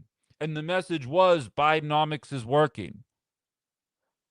And Trump said, no, it isn't, and I have a solution. And everyone was like, oh, good, because I know this isn't working. So if you have a solution, I'm coming over there. Clearly, he doesn't have a solution. And if Democrats are planning to run in 2028 see, we told you he didn't have a solution. We're in for a long fucking election.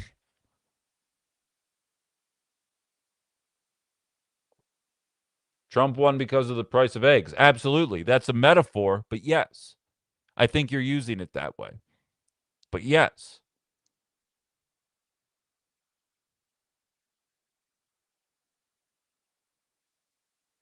And Susan, I see you say progressives can win if they shift away from the 10% cultural debates. Here's the thing, and I always go back to this example. When Bernie Sanders and Hillary Clinton were running against one another, Bernie said, we need to break up the banks. This is one example of corporate oligarchy where it is consolidating further and further, and government isn't doing anything to stop it. We need to make sure that the banks are regulated and operating appropriately so we don't have another 2008.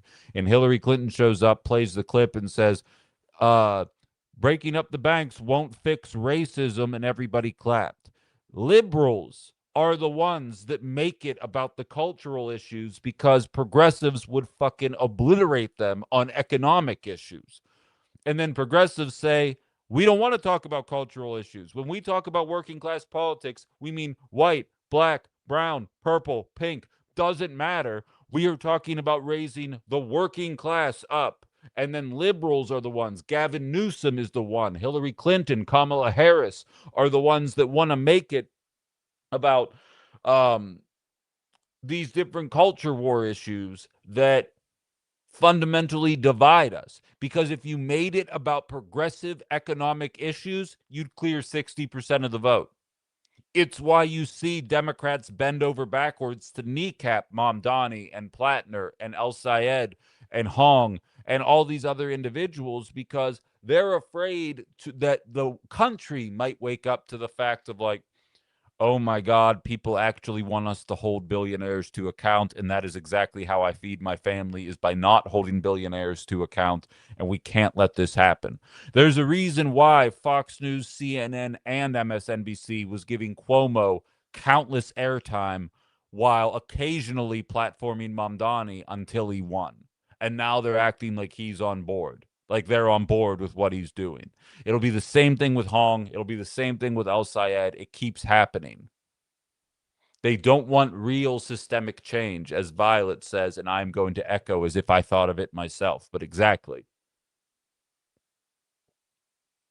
Brian says it's the Democrats' election to lose, and the DNC is going to do everything they can to be that party. Please come forward with a message and a candidate. A third party, Mamdani, would kick ass. I agree. And like, Brian, I don't know if you want to hear this, but that's kind of Hong.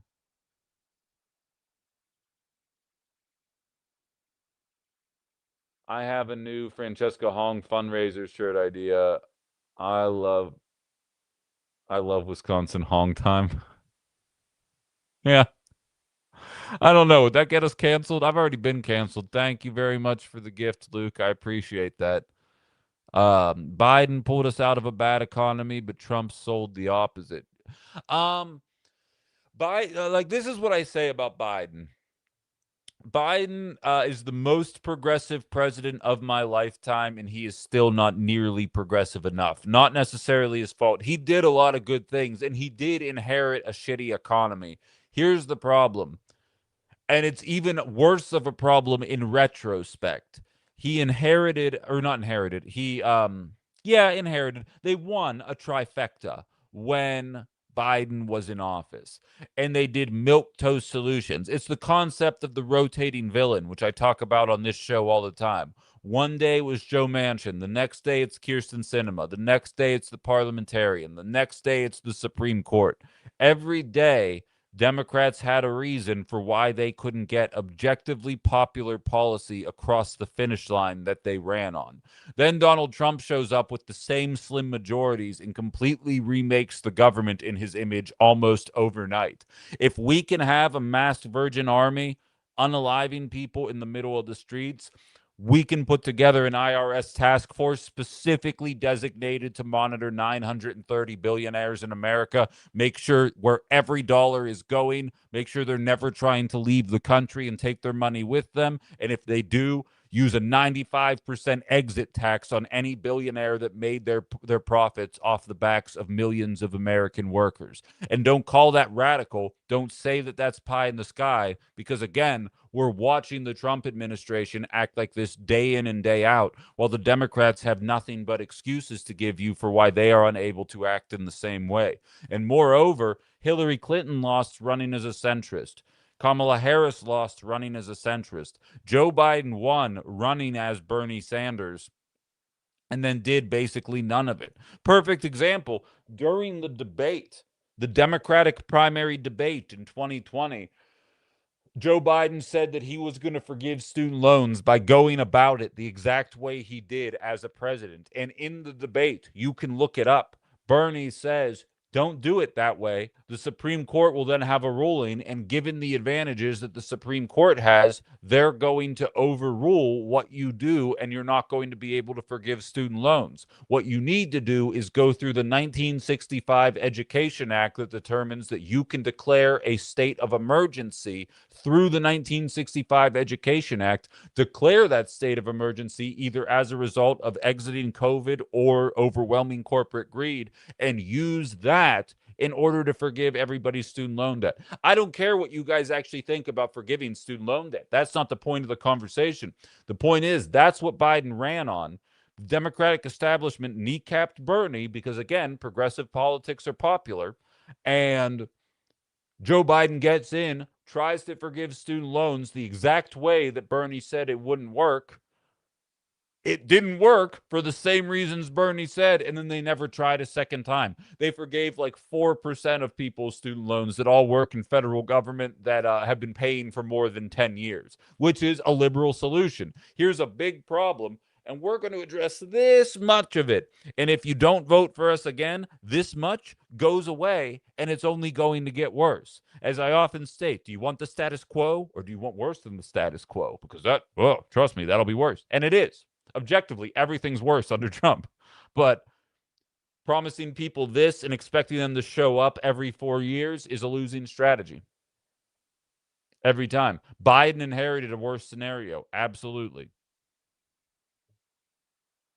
Not going to take away from that for a second. He could have done more and didn't with the trifecta. And we're watching Trump do it.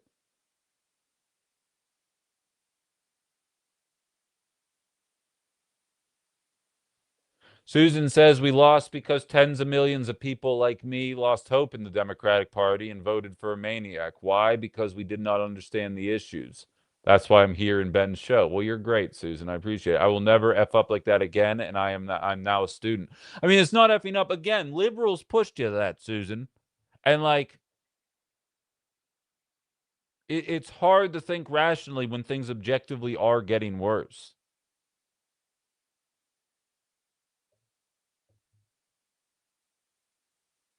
The weight of the billionaires sinks the progressive policies we need. Again, Kamala Harris entered the race actually saying the words corporate greed. It's hard to remember, but prior to Kamala entering, anybody like me who talked about 6 companies colluding to raise the price of everything were called a conspiracy theorist, to bring it back to trucking. Corporate greed was a conspiracy back between 2022 and 2024 until Biden dropped out. Now we're just watching the lawsuit come out where they're like, yeah, so 3 egg companies definitely colluded to raise the prices, but don't worry, we sued them. Democrats didn't want to hear any of that when Joe Biden was in office. They wanted to hear Bidenomics was working, inflation is transitory. Do you want Trump to win? And that's what they were banking on. And unfortunately, they banked wrong.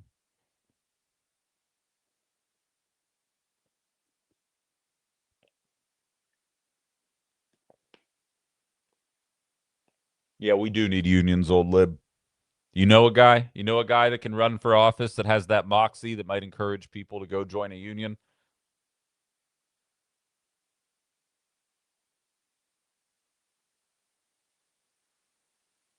That's interesting. CKK says, you and I are union members to old lib. My experience is that the anti-union brainwashing is so severe that I can't even have a conversation with a non-union electrician. Do you have any luck? I'm not surprised by that. I mean, it's the same way that you see Republicans anytime someone like me stands up and says we should increase taxes. They're like, I already pay enough taxes. I'm like, listen, 55K a year. Ain't nobody talking about you. No one's talking about you when we're talking about raising taxes. And I feel like the anti-union propaganda is kind of stemming from the same mindset, you know? I mean, hell, I'm not a psychoanalyst, but I play one on TV.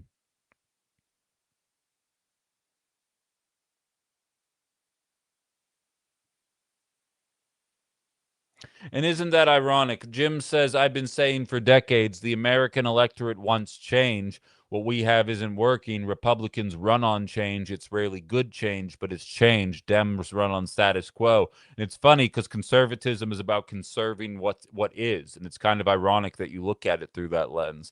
I mean, that was Obama's whole policy, right? And then no change happened. It's what created Trump.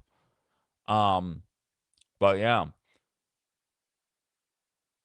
They've all bought into the trickle down effect. Jen says they are fighting for the billionaires because they think it will take away business. Right. And again, I say it all the time on this show. Nobody can explain to me why endless profit is the goal. To what end? Like, I joke about it, but a lot of truth is said in jest. When I was in sales in my 20s, I remember like it was yesterday. I was in Mexico, laying on the beach watching the sunrise with a girl that I had met down there.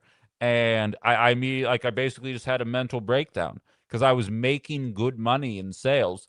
I had paid off my student debt. I had bought my duplex that I'm now working on selling. And I realized, like, why am I doing this? Like, what do I actually want out of life?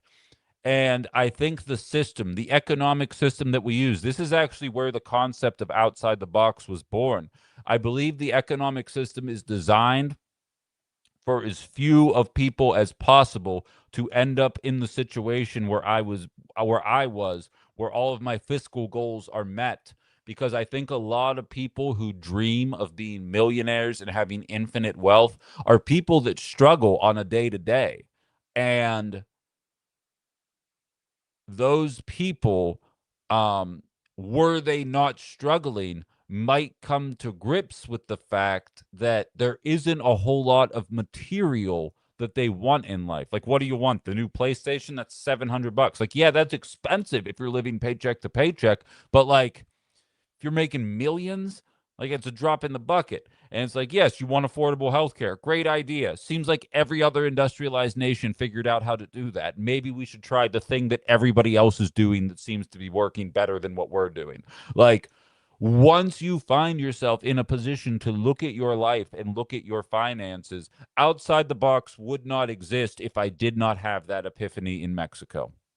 And I think, had I been living paycheck to paycheck, or had the goal of paying off my student debt been a dream, or had home ownership been a dream rather than a reality, I'd be looking for the next thing. I'd be like, gotta close 10 more sales today.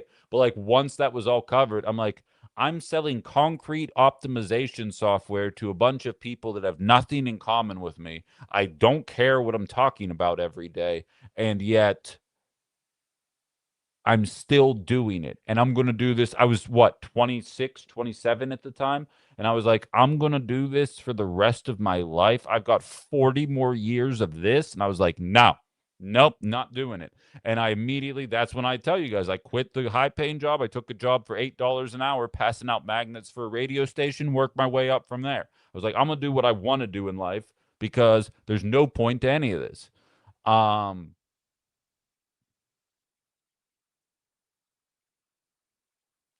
It's my attitude.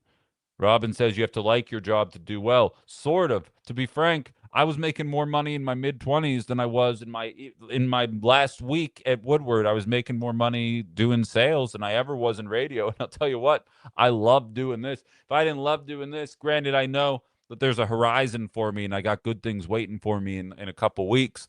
But I basically do these shows for free, other than when you guys jump on my link tree and throw some money in my Venmo. That's all the money I'm making right now. Kirk's throwing me a couple bucks, but by and large, I'm doing this because I love it right now, and I'm going to still make it my career because I'm not going back to that life. Because again, despite the fact that I still have a lot of life to live, I still am a relatively debt-free individual. And I'm dropping the duplex as well. So now I'm going to be totally debt-free. So like, I feel like the system is designed to keep you anti-union, to keep you anti-taxing wealth, because one day you want to be that wealthy. And I'm telling you right now, if you have any common sense, the second um the second your needs are met, you begin to realize exactly how dumb this economy actually is. Kamala lost because she wasn't a good candidate. Well said, Mallory. Brian says, show them a CK stub in your annuity statement. Wait, what's this? I want to run for office again. Will anyone in Calumet County help me? That's CKK asking for that. I love that. And by the way, I need to start making that call to action more. People who listen to this show, Brian, you guys need to start running for local office. Like, we have to enact this kind of change. You know how we stop flock cameras? People that listen to this show that hate flock cameras win elections. Lorelei seems to got it handled. Thank you very much, Lorelei. Good work there.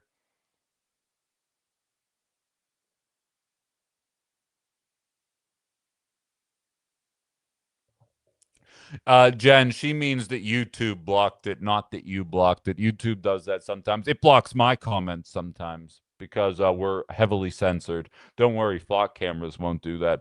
Mallory says, I voted for Gary Johnson in 16, got blamed for Hillary's loss, then got blamed for Kamala's loss in 24. Oh, tell me about it. I actually felt so guilty about being blamed for Kamala or for Harris's loss that that's kind of what propelled me to vote for Biden, even though I was still pissed off. And welcome to the party, Joey. We're going to get you on in the near future here for sure. Are they notifying the people whose privacy was violated? RE flock cameras? Anyone know? I'd have to get to the bottom of that. I don't know that for sure, Hayes, but we'll find out. Are you coming to the Appleton meeting tonight? By the way, that's 7 p.m. We've only got about 10 minutes left in the day. I was saying, so I'm a little bit of a programming note here. I'm going to be working on a couple of companies here, and I'm going to start running ads soon during this show to kind of help subsidize the work that I'm doing. And that'll be good for me because I need to take a couple breaks over the course of the 2 hours while I'm doing this show. Once I add the breaks, I'm going to live stream the meeting, by the way, Sensei. Once I add the breaks, I'm kicking around the idea of adding an extra hour to this. If I did from 9 to noon, would that be something? You don't have to all answer me right now, but private message me on Book of Faces, message me, leave a comment on this video on YouTube, hit me up on TikTok. If I added an hour to this, would that be something that you were into? Because I find that Nataki would be in 9 to 12 because I find that I sometimes run long as I always do, and I still act as if I have a hard out at 11 because Haley has to come on after me. And realistically, I can stop whenever I want.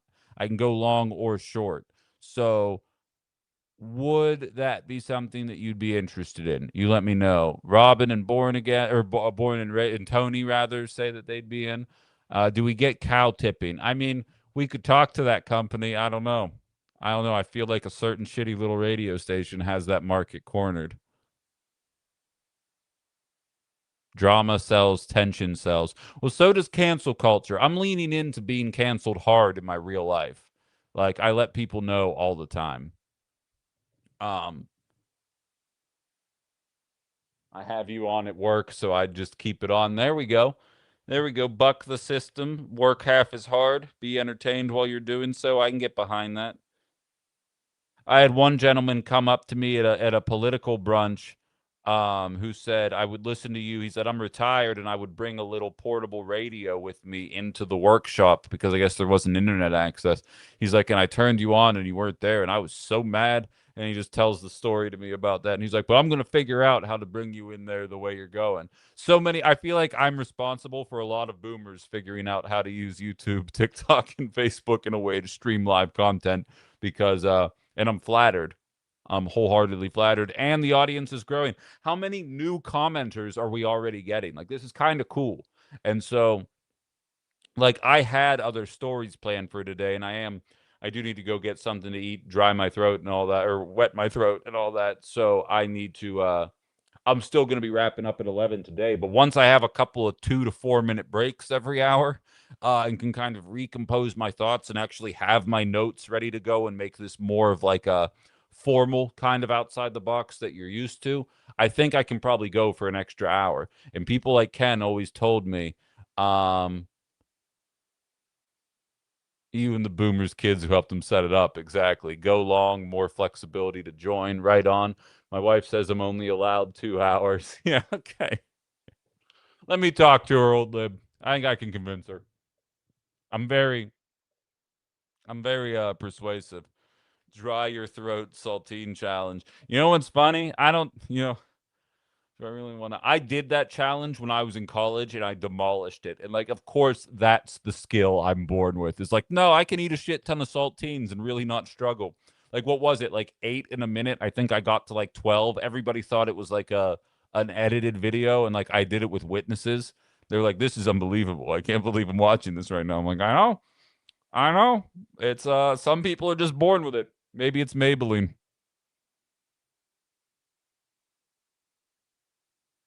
Can't even. Well, I'm telling you, I got those skills.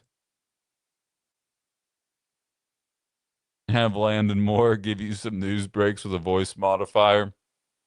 I'm cutting all ties, but I do miss Landon, the news ninja. Dr. Landon. Lanny, as Aaron the intern used to call him.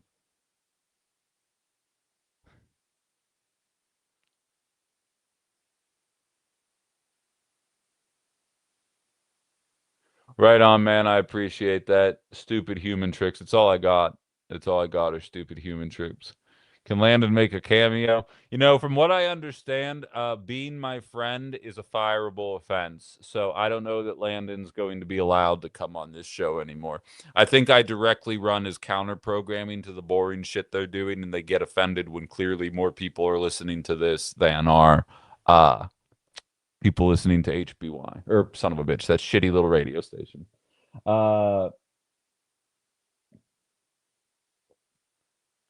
Well, Violet, we don't even have to get creative. Like, I have some ideas, and we can talk about them during One Ben After Dark or on the Discord channel. But I have some ideas that I'm working through with some people that are going to facilitate some natural breaks here. Like, I'm going to by the end of 2026, this is going to be a full-fledged show again. I swear to God, this is going to be a full-fledged show again. In terms of production value, all that jazz. So. Yeah, all right, Carla. Ben, can you find a way to get CKK's email? Yes, I will figure it out. CKK, do you follow me on anything else under your real name? Can you message me somewhere? Otherwise, I'll tell you what, the email I have associated with the show for now, although that is going to change after I work some things out with some friends, just go to bencominos@gmail.com. I don't check it as often as I should right now, just because only like 5 emails have gone to that address, but I created it separate of my actual personal email. So everybody who wants to ever send me messages, who doesn't already have my personal email, who I know on a personal level, can send it to bencominos@gmail.com. Very straightforward, and I check it, and I will be checking it more often as it becomes a more active account. And again, I think I'm going to be changing that again to something like ben@bencominos.com, but that is not ready yet. So for the time being, you can just go to bencominos@gmail.com, and I'm fine with everybody who hears my voice using that. You're not infringing on my personal space or anything like that. I'm saying out loud for a reason. Yeah, Violet, you're going to get a GD studio. There's going to be a spot. It's going to be labeled. It's going to be called Violet's Corner. And if you ever visit, that's where you have to sit because you're pushing it. Yeah, it looks like YouTube's blocking your email from being shared. It probably thinks you're trying to dox somebody. Like, it's probably to prevent that from happening. Like, hey, call this phone number and tell him he sucks. You know what I mean? Like, that's probably something they shouldn't allow. So I get why it exists, but it's very frustrating when, like, people who actually know each other and aren't jagoffs are trying to share contact info in a way that's convenient. But bencominos@gmail.com.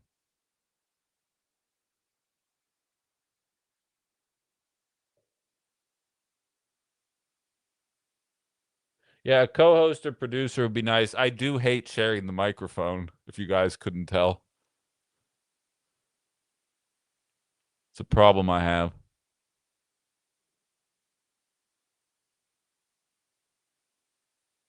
Warrants in every city except Houston, but I still ain't losing. They see me rolling. They hating.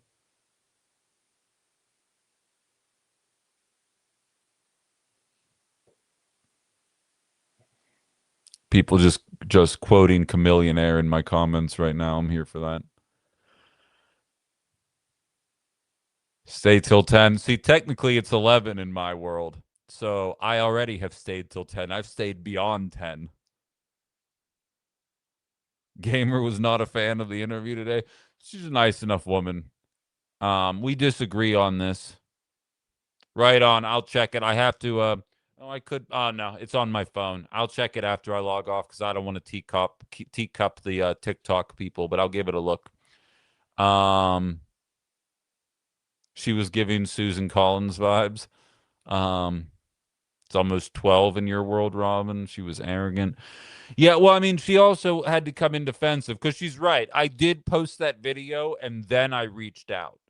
So I posted the video last night, kind of mocking that text exchange that made me want to cringe through my body so hard I wanted to die. And I think that's the case. Oh, someone's asking to remind how to donate. I'd be happy to.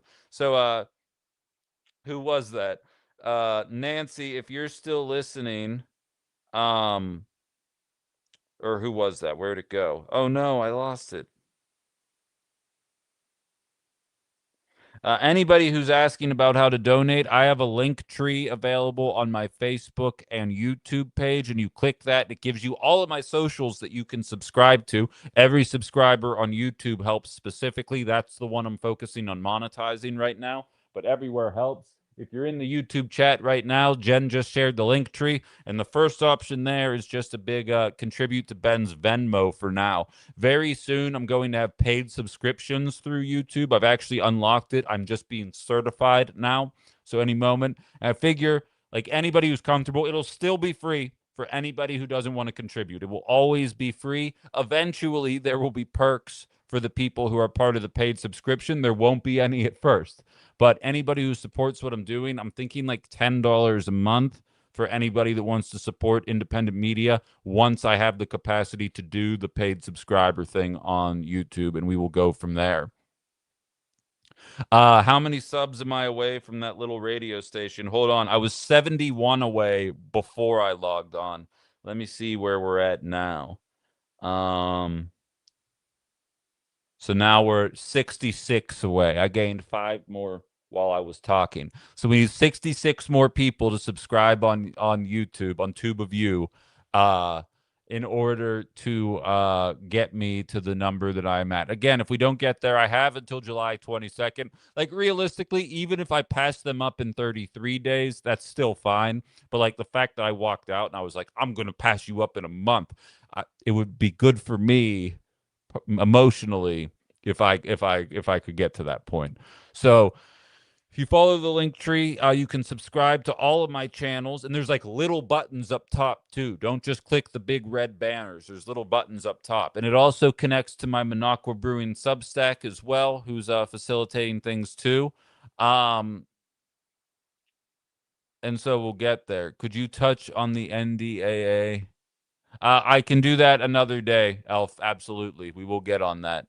Yeah, and ask your friends to follow. Tell your kids, tell your husbands, tell your wives, tell everybody about this show. And we're gonna get there. Violet, if you like, you can do it your way, but I mean, I'm advocating because I want legit people. Tell your alts, says Violet.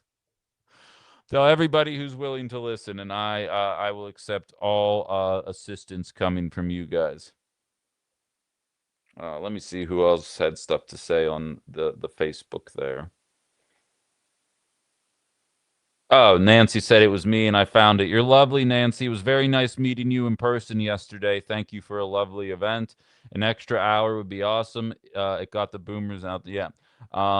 Right on, Deanne. I appreciate you for watching on the Book of Faces as well, and all the people who hang out on the Book of Faces or scroll by as they kind of go along there.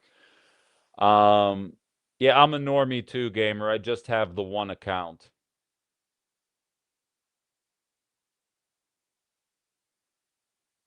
Patreon is still not working. I'll have to look into that. I haven't really touched it since I opened it up. I just wanted it as an option. The Venmo is there, and but I will get Patreon working. That'll be something that I focus on. Violet has her reasons for having many alts. I'm gonna just fill in the blanks on that. Okay, good to know, Jen. I appreciate that. But so, okay, I feel like we've done a lot here today. We had a good interview. Again, tomorrow, you're barely even going to hear from me. We're going to have Tanner and Carrie. Carrie, it's actually going to be her second time on the show.